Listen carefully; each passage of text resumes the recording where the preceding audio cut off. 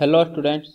तो आज जो है previous year JEE main oblique AI triple question number 12 से डिस्कशन स्टार्ट करेंगे। Chapter phenol aniline and aromatic compound in the chemical reaction this the compound A and B respectively are. तो आपके पास aniline है, इसका रिएक्शन नाइट्रस एसिड से करवा रहे हैं NaNO2+H+। तो सबसे पहले तो RNH2 को N2+ में कन्वर्ट कर देगा, HNO2 जो है, तो NH2 से N2+, बेंजीन डाइजोनियम साल्ट, यहाँ से N2+, और इसके साथ Cl- रहेगा एट्रैक्शन में, तो बेंजीन डाइजोनियम क्लोराइड, और इसका रिएक्शन करवा रहे हैं HbF4। तो HbF4 से यहाँ से N2 हटेगा और फ्लोरीन अटैच हो जाएगा, तो फ्लोरो बेंजीन बनेगा।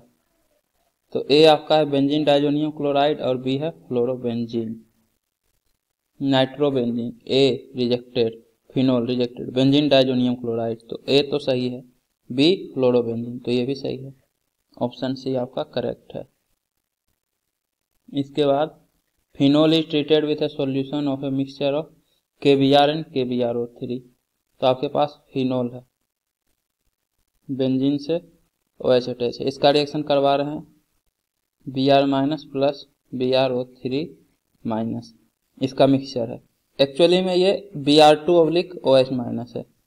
Br2 प्लस बेस जो है आपस में रिएक्शन करके Br- प्लस BrO3- बनाता है। इनऑर्गेनिक केमिस्ट्री में आप ये रिएक्शन पढ़े होंगे। तो Br2/OH- और फिनोल। तो आपको ब्रोमीन वाटर का रिएक्शन ध्यान है फिनोल के साथ, मतलब फिनोल का रिएक्शन अगर Br2/H2O से करवाते हैं तो क्या होता है, तो दोनों ऑर्थो और पैरा पोजीशन से ब्रोमीन अटैच हो जाता है। ऐसा क्यों? क्योंकि फिनोल जो है एसिड होता है, तो H2O में ये अपना H+ रीज कर देता है, तो फिनोक्साइड आयन बनाता है। इलेक्ट्रॉन डेंस होने के कारण तीनों पोजीशन से ब्रोमीन अटैच हो जाता है, क्योंकि बहुत ज्यादा प्लस शो करेगा तो इलेक्ट्रॉन डेंसिटी बेंजीन का बढ़ जाता है, तो बहुत रिएक्टिव हो जाता है, जिसके कारण तीनों पोजीशन से Br अटैच हो जाता है। यहाँ तो OH- है बेस, जब वाटर में ये अपना H+ रिलीज कर देता है तो बेस के साथ तो फटाफट रिएक्शन करेगा और आसानी से अपना H+ रिलीज करेगा और फास्टर। तो इस केस में भी तीनों पोजीशन पे Br अटैच हो जाएगा। और इस प्रोडक्ट का नाम है 2,4,6 ट्राइब्रोमोफिनोल, ऑप्शन डी ये करेक्ट है। देखिए first, second, third, fourth, six, तो 2,4,6 से ब्रोमीन अटैच है, तो 2,4,6 ट्राइब्रोमो, तीन ब्रोमीन है तो ट्राइब्रोमो, और फिनोल से अटैच है तो फिनोल, यही आपका नाम होगा। ऑप्शन डी करेक्ट आंसर है, मेजर प्रोडक्ट यही बनेगा। इसके बाद iodoform can be prepared from all except. तो आयोडोफोम मतलब CH3 किस किस केस में, मतलब किस में प्रिपेयर नहीं होगा। करा can be prepare from all accept, मतलब जो आपका आंसर होना चाहिए वो आयोडोफोम टेस्ट नहीं देना चाहिए। तो पहला इथाइल मिथाइल कीटोन, तो मिथाइल CH3 और C2H5 CH2CH3, तो ये इथाइल मिथाइल कीटोन है। तो देखिए इसमें CH3 C double bond group present है, तो CH3 C double bond group present है, तो आयोडोफोम टेस्ट देगा, मतलब आपका आंसर नहीं होगा। आइसोप्रोपाइल अल्कोहल, तो CH3 CH CH3 OH, ये आपका आइसोप्रोपाइल है, तो इसमें CH3 CHOH प्रेजेंट है, तो ये भी आयोडोफोम टेस्ट देगा, मतलब आंसर नहीं होगा। 3 मिथाइल 2 ब्यूटानोन, 1 2 3 4, सेकंड से डबल बॉन्डो, यहाँ थर्ड से मिथाइल, तो एक्चुअली में ये CH3 हाइड्रोजन नहीं होगा, क्योंकि ये 4 बॉन्ड बना चुका है, यहाँ से एक हाइड्रोजन होगा, यहाँ CH3, तो इसमें भी CH3 C double बॉन्डो group present है, तो CH3 C double बॉन्डो group present है, तो ये आंसर नहीं होगा, क्योंकि ये आयोडोफोम टेस्ट दे देगा, तो ऑप्शन डी बच जाता है। यही आयोडोफोम टेस्ट नहीं देगा, तो यही आपका आंसर होगा। इसको भी चेक कर लीजिए। तो आइसोब्यूटाइल, तो CH3 कार्बन कार्बन और यहाँ से एक CH3, आइसोब्यूटाइल, यहाँ से OH अटैच होगा तो ये आइसोब्यूटाइल अल्कोहल हो जाएगा, यहाँ एक हाइड्रोजन रहेगा, यहाँ 2 हाइड्रोजन रहेगा।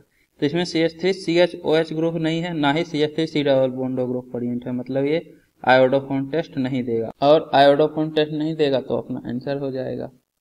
इसके बाद फिर next question, An organic compound A upon reaction with NH3 gives B, on heating B gives C, C in presence of KOH reacts with Br2 to give CH3 CH2 NH2 A is तो आपको बताना है ए इसमें से क्या होगा।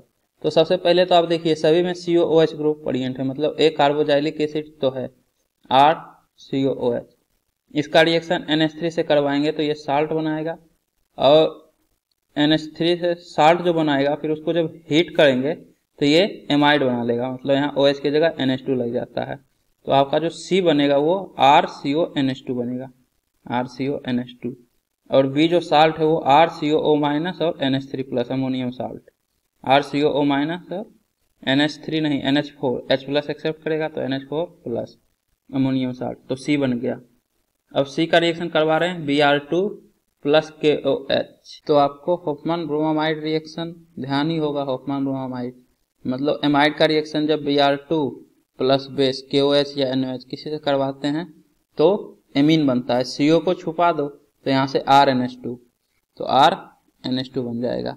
अब RNH2 आपका दिया हुआ है CH3 CH2 NH2, तो R ग्रुप जो है इसको आप CH3 CH2 रख दीजिए, तो ये आपका CH3 CH2 CONH2 हो जाएगा। और A जो है CH3 CH2 COOH होगा। तो देख लीजिए कौन सा ऑप्शन में CH3 CH2 COOH है, ऑप्शन डी यही आपका करेक्ट है। R इथाइल ग्रुप होना चाहिए, तो इथाइल ग्रुप और इसे COOH अटैच है। इसके बाद फिर the gas leaked from a storage tank of the union carbide plant in Bhopal gas tragedy was. तो ये आपको पता होना चाहिए कि भोपाल गैस ट्रेजेडी में मिथाइल आइसोसाइनेट गैस रिलीज हुआ था, जो कि बहुत ही पॉइजनस होता है, जिसके कारण बहुत सारे लोग मारे गए थे उस टाइम। और ये एक्चुअली में होफमैन ब्रोमामाइड रिएक्शन का जब आप मैकेनिज्म देखिएगा तो वहाँ पे हम बताए थे कि अल्काइल आइसोसाइनेट प्रोड्यूस हुआ था, अल्काइल आइसोसाइनेट। उसी में अगर R आपका मिथाइल ग्रुप रहेगा तो मिथाइल आइसोसाइनेट बनता है। यही आपका भोपाल गैस ट्रेजेडी के टाइम लीकेज हुआ था, ये पॉइजनस गैस होता है।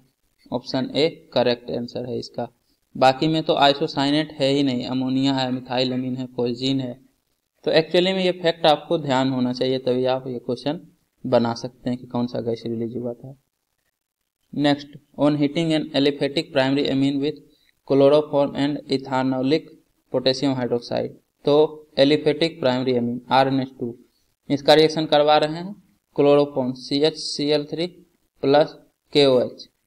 तो ऑर्गेनिक कंपाउंड क्या फॉर्म होगा? तो ये एक्चुअली में कार्बाइल एमाइन टेस्ट है। तो कार्बाइल एमाइन टेस्ट में RNH2 से RNC बनता है, RN triple bond C, alkyl isocyanide, option D. तो जो ऑर्गेनिक कंपाउंड बनेगा उसका नाम अल्काइल आइसोसाइनाइड होगा। इसके बाद next question, sodium phenoxide when heated with CO2 under pressure at 125 degree Celsius yields a product which on acylation produces C. The major product C would be। तो आपके पास phenoxide ion है PHO minus, इसका reaction करवा रहे हैं CO2 से 125 degree Celsius और 5 atm pressure पे, तो B बन रहा है। उसके बाद B का एसिडिफिकेशन करवा रहे हैं और Ac2O एसिडिक एनहाइड्राइड से रिएक्शन करवा रहे हैं, तो C बन रहा है। तो सबसे पहले आपको कोल्बे असिम्ड कार्बोक्सिलेशन ध्यान होगा, तो उसमें फिनोल का रिएक्शन CO2 और NaOH के प्रेजेंस में करवाते हैं, तो कार्बोक्सिलेशन मतलब COOH ग्रुप अटैच हो जाता है। लेकिन वहां पे भी बताए थे कि NaOH का होना जरूरी नहीं है, क्योंकि NaOH सिर्फ एसिड के साथ रिएक्शन करता है और फिनॉक्साइड आयन बनाता है। PHOH जो है एसिड के साथ रिएक्शन करता है एसिडिक हाइड्रोजन के साथ, तो यहाँ फिनॉक्साइड आयन बनता है, जिसके कारण से कि बेंजीन रिंग जो है ज्यादा इलेक्ट्रॉन डेंस होता है, तो रिएक्शन थोड़ा फास्टर होता है। अगर फिनॉक्साइड आयन नहीं भी बनेगा तो रिएक्शन होगा, लेकिन यहाँ NaOH नहीं दिया है और NaOH का काम तो ऑलरेडी कर दिया है। फिनोल से फिनॉक्साइड आयन बनाने का काम होता है NaOH का, तो ये ऑलरेडी फिनॉक्साइड आयन ही दे चुका है, तो CO2 से COOH अटैच हो जाएगा यहाँ ऑर्थो और पारा पोजिशन पे, लेकिन ऑर्थो वाला मेजर होता है। तो बी के केस में यहाँ से बेंजीन से O माइनस, इसके साथ Na प्लस है और COOH अटैच हो जाएगा, तो ये जो है B बन गया। अब इसका एसिडिफिकेशन करवा रहे हैं, तो O माइनस जो है H प्लस एक्सेप्ट करके OH बना लेगा, तो आपका जो प्रोडक्ट होगा सैलिसिलिक एसिड। उसके बाद acetic anhydride CH3 C double bond O C double bond O CH3। तो फिनोल में ऑक्सीजन का जो लोन पेयर है ये अटैक करेगा इस तरह से एसिड डेरिवेटिव पे और मैकेनिज्म होगा SN2TH। अटैक किया, लिविंग ग्रुप बाहर, तो इस कार्बन और ऑक्सीजन के बीच में बॉन्ड बन जाएगा और यहाँ पे पॉजिटिव चार्ज आएगा इस तरह से। बेंजीन, यहाँ COOH जो अटैच है एज इट इज रहेगा, और ऑक्सीजन और इससे ये कार्बन बॉन्ड बनाया, और ये कार्बन एक्चुअली में C डबल बॉन्ड और CH3 है, और इस ऑक्सीजन से H+ अटैच है, मतलब हाइड्रोजन अटैच है, और ये अपना लोन पेयर दिया तो यहाँ पॉजिटिव चार्ज। अब ऑक्सीजन पे पॉजिटिव चार्ज, तो स्टेबिलिटी के लिए ये अपना H+ रिलीज कर देगा, तो यहाँ फिर से लोन पेयर आ जाएगा, तो लोन पेयर आएगा तो पॉजिटिव चार्ज हट जाएगा और हाइड्रोजन चला जाएगा। तो आपका जो प्रोडक्ट बनेगा बेंजीन से OCO-CH3 और COOH एक दूसरे के ऑर्थो पोजीशन पे रहेगा, और इसका नाम एस्पिरिन भी होता है, एस्पिरिन। तो देख लीजिए कौन से ऑप्शन में एस्पिरिन बना हुआ है। तो ऑप्शन ए, OCO-CH3 और COOH एक दूसरे के ऑर्थो पोजीशन पे है, तो ऑप्शन ए ही करेक्ट है। इसमें तो CO-CH3 अटैच कर दिया है, मतलब एसाइलेशन करवा दिया है फिनोल का, जो कि गलत ही है। सिमिलरली इधर भी ईस्टर वगैरह पता नहीं क्या क्या बना दिया। Next, in the reaction the product E is, तो सबसे पहले एनिलीन का रिएक्शन करवा रहा है NaNO2/HCl HNO2 से, तो ये डाइजोनियम साल्ट बनाएगा, तो NH2 के जगह N2+ बनेगा, और यहाँ पारा पोजीशन से CH3 जो अटैच है वो तो रहेगा ही, N2+ Cl-।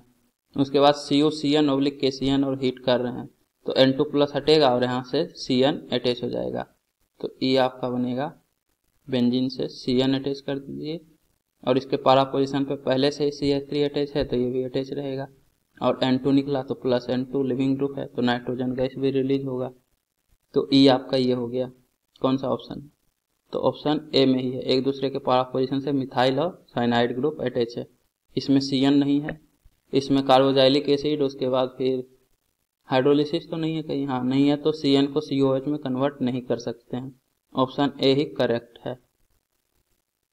इसके बाद next, in the Hofmann bromamide degradation reaction the number of moles of NaOH and Br2 used per mole of amine produced are. तो आपको होफमान ब्रोमामाइड रिएक्शन का मैकेनिज्म वाइज करना होगा, या पे आपको बैलेंस रिएक्शन याद होना चाहिए। तो RCONH2, होफमान ब्रोमामाइड में RCONH2 से RNH2 बनता है, तो RCONH2 plus Br2 plus 4NaOH, इससे बनता है RNH2 plus Na2CO3 plus twice NaBr और प्लस ट्वाइस H2O। तो ये जो है बैलेंस्ड रिएक्शन है, तो इससे अब आप देख सकते हैं कि पर मोल ऑफ एमीन प्रोड्यूस होगा तो कितना मोल NaOH और Br2 लगेगा। तो देखिए एक ही मोल एमीन प्रोड्यूस हो रहा है, इसके लिए 4 मोल NaOH का लग रहा है और 1 मोल Br2 का लग रहा है, तो जिससे कि डायरेक्ट आंसर आ जाएगा 4 मोल्स ऑफ NaOH और 1 mole of Br2, option B. यहाँ पे 2 मोल्स लिख रहा है तो ये रिजेक्टेड, एक ही मोल ब्रोमीन का लग रहा है। ये तो बैलेंसिंग से हुआ, लेकिन ऑर्गेनिक केमिस्ट्री में स्टोइकियोमेट्री किसी को ध्यान रहता नहीं है, तो आप मैकेनिज्म से जाइए। तो सबसे पहले क्या होता है, RCONH2, इसका रिएक्शन बेस से होता है, OH- नाइट्रोजन से कनेक्टेड एसिडिक हाइड्रोजन के साथ रिएक्शन करता है, तो ये H+ चला जाएगा, तो RCONH- बनता है, RC डबल बॉन्डो NH- और साथ में प्लस H2O बनेगा, OH- H+ एक्सेप्ट करके H2O बनाएगा। तो यहाँ पे 1 मोल NaOH का यूज हो गया।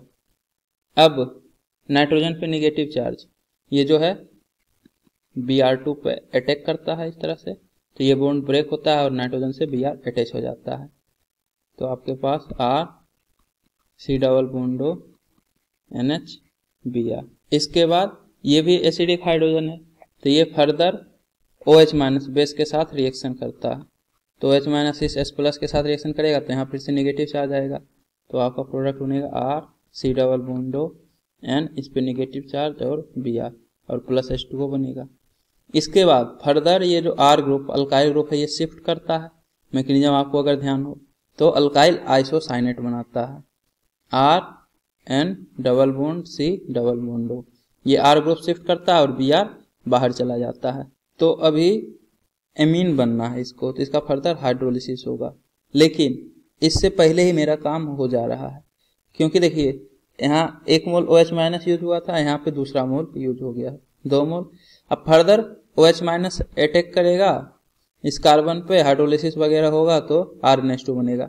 तो ये फिक्स है कि 2 मोल से ज्यादा, ये तीसरा मोल, और 3 मोल ऑप्शन में है नहीं कहीं।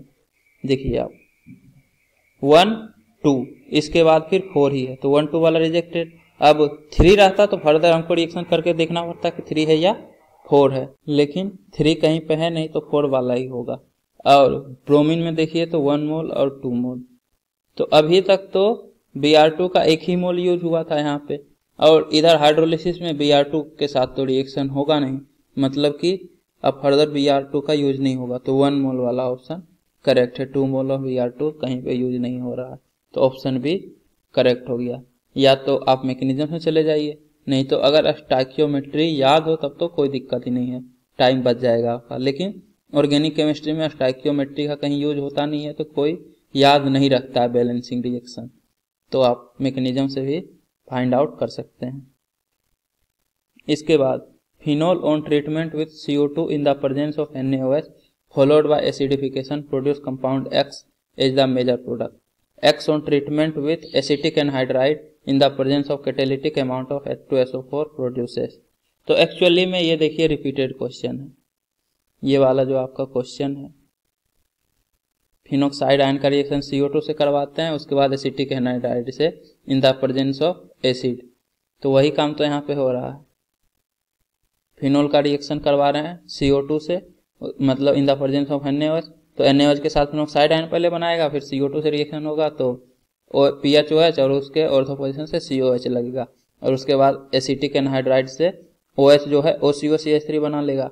जैसे यहाँ पे बताए थे सेम स्टेप है ये वाला जो है, बस यहाँ पे फिनोल के जगह फिनोक्साइड आयन ही दे दिया है और NaOH नहीं दिया है। तो NaOH प्लस फिनोल से बनेगा तो फिनोक्साइड आयन है, और CO2 से फिर COOH अटैच हो जाएगा, उसके बाद फिर H प्लस से O माइनस जो है OH बना लेगा, फिर एसिटिक एनहाइड्राइड से फर्दर OCO-CH3 अटैच कर लेगा, मतलब एस्पिरिन बनता है। तो COOH और OCO-CH3 ऑप्शन 1 यही आपका करेक्ट आंसर है। फिर से बताने का जरूरत नहीं लगता है कि हमको पड़ेगा, क्योंकि सेम ही क्वेश्चन है, तो क्यों फिर से बताएं, आप समझ ही रहे होंगे। Next, phenol reacts with methyl chloroformate in the presence of NaOH to form product A। Methyl chloroformate, तो सबसे पहले मिथाइल फॉर्मेट क्या होगा, तो HC डबल बॉन्ड OCH3, तो ये मिथाइल और ये फॉर्मेट, तो मिथाइल फॉर्मेट हो गया। अब मिथाइल फॉर्मेट से मिथाइल क्लोरोफॉर्मेट, मतलब हाइड्रोजन के जगह क्लोरीन अटैच कर दीजिए तो मिथाइल क्लोरोफॉर्मेट हो जाएगा। और फिनोल प्लस NaOH से फिर से फिनोक्साइड आयन बनाएगा, तो बेंजीन से O माइनस और इसके साथ Na प्लस अट्रैक्शन में रहेगा, तो ये बनाता है प्रोडक्ट A। तो फिनोक्साइड आयन न्यूक्लियोफाइल अटैक करेगा इस कार्बन पे, लिविंग ग्रुप बाहर। तो यहाँ पे देखिए 2 लिविंग ग्रुप है, Cl माइनस और OCH3 माइनस, मतलब CH3O माइनस। तो इन दोनों में कौन सा लिविंग ग्रुप जाएगा, तो जो बढ़िया लिविंग ग्रुप रहेगा वो आसानी से लिव कर जाएगा। तो बढ़िया लिविंग ग्रुप के लिए निगेटिव चार्ज जिस पे ज्यादा स्टेबल होगा वो अच्छा लिविंग ग्रुप। तो इन दोनों में किस पे निगेटिव चार्ज ज्यादा स्टेबल होगा, तो क्लोरीन पे निगेटिव चार्ज ज्यादा स्टेबल होगा। क्यों, क्योंकि देखिए लेफ्ट टू राइट जाते हैं तो इलेक्ट्रोनिगेटिविटी बढ़ता है, और मोर इलेक्ट्रोनिगेटिव एटम पे निगेटिव चार्ज ज्यादा स्टेबल है, मतलब ऑक्सीजन पे निगेटिव चार्ज और फ्लोरीन पे निगेटिव चार्ज, इन दोनों में फ्लोरीन पे निगेटिव चार्ज ज्यादा स्टेबल होगा। लेकिन डाउन द ग्रुप जाते हैं तो डाउन द ग्रुप जाने पे साइज बढ़ता है, तो साइज बढ़ता है तो निगेटिव चार्ज ज्यादा स्टेबल होता है, क्योंकि इलेक्ट्रॉन डेंसिटी कम होता है। लार्जर साइज के एटम पे इलेक्ट्रॉन ज्यादा एरिया में फैला रहता है, तो इसलिए ज्यादा स्टेबल होता है। तो F माइनस से ज्यादा स्टेबल होगा Cl माइनस, क्लोरीन पे निगेटिव चार्ज ज्यादा स्टेबल होगा। तो ऑक्सीजन से ज्यादा फ्लोरीन और फ्लोरीन से ज्यादा क्लोरीन, तो ऑक्सीजन से ज्यादा स्टेबल निगेटिव चार्ज क्लोरीन पे होगा, तो Cl माइनस ज्यादा स्टेबल है, तो इसलिए बढ़िया लिविंग ग्रुप, तो यहाँ से Cl माइनस जाएगा, और ये ऑक्सीजन और कार्बन के बीच में बॉन्ड बन जाएगा, तो OCO-CH3 प्रोडक्ट बनेगा। तो यहाँ बेंजीन से C double bond OCH3, C double bond, उसके बाद भी एक ऑक्सीजन है, और बेंजीन के बाद ऑक्सीजन और कार्बन के बीच में बॉन्ड बना है, तो बेंजीन से ऑक्सीजन और कार्बन के बीच में बॉन्ड बन गया, तो ये आपका प्रोडक्ट हो गया A। अब ए का रिएक्शन करवा रहे हैं Br2 से, तो प्रोडक्ट बन रहा है B, तो A and B are respectively, तो Br2 से रिएक्शन होगा मतलब ब्रोमिनेशन। तो ये ऑर्थो पैरा डायरेक्टिंग होता है OCH3, तो ऑर्थो पोजीशन से Br लगेगा और पैरा पोजीशन से Br लगेगा, लेकिन मेजर आपका पैरा वाला होगा, तो यहाँ पैरा से Br अटैच कर दीजिए, ये आपका मेजर है। तो A और B ये होगा। अब आप देख लीजिए, तो ये तो rejected, O C double bond OCH3, A तो सही है, अब B चेक करना होगा, तो यहाँ मेटा पे Br लग गया है, तो ये गलत। O C double bond OCH3, इसके पैरा से Br लगा है, मतलब ऑप्शन थर्ड ये करेक्ट है, पैरा से ही Br लगेगा। इसके बाद फोर्थ भी गलत ही है, क्योंकि फोर्थ में यहाँ O C double bond OCH3 नहीं है, और इसमें अगर पैरा के जगह ऑर्थो पे Br रहता तो वो भी सही होता, क्योंकि यहाँ मेजर प्रोडक्ट नहीं पूछ रहा है, सिर्फ प्रोडक्ट पूछ रहा है कि प्रोडक्ट भी बनता है तो प्रोडक्ट क्या होगा। लेकिन दोनों में से कोई एक ही तो ऑप्शन में देगा। अगर मान लीजिए एक ऑप्शन में ये दे दिया, दूसरे में ये यहाँ ऑर्थो पे लगा दिया, तो दो ऑप्शन करेक्ट हो जाएगा ना, जबकि जेईई में सिंगल ऑप्शन करेक्ट टाइप होता है, तो दो ऑप्शन करेक्ट नहीं हो सकता, इसलिए ऑर्थो और पैरा दोनों पे नहीं लगा सकता है, नहीं तो दो ऑप्शन करेक्ट हो जाएगा। तो इसका आंसर या तो पैरा पे लगाएगा या ऑर्थो पे लगाएगा। तो यहाँ पे प्रीवियस ईयर जेईई में AIEEE phenol aniline and aromatic compound का डिस्कशन कंप्लीट हो गया। उम्मीद करता हूँ कि आपको ये वीडियो पसंद आई होगी। यदि आपको ये वीडियो पसंद आई है तो इसे लाइक करें, कमेंट करें और अपने दोस्तों के बीच शेयर करना ना भूलें। Thank you.